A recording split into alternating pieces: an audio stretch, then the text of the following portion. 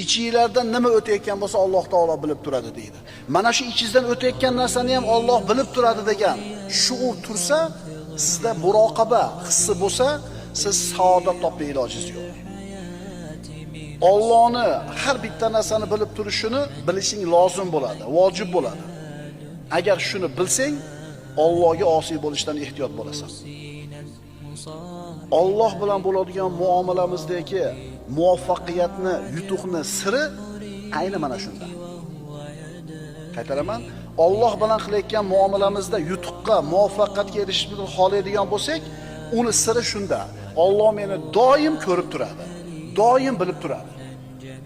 Ikkinchi oyat. Astagfirullah. Va kana Allohu ala kulli shay'in raqiba. Alloh barcha narsa ustida kuzatib turguvchi bo'lgan zotdir. Hamma narsani Alloh taolo kuzatib turadi.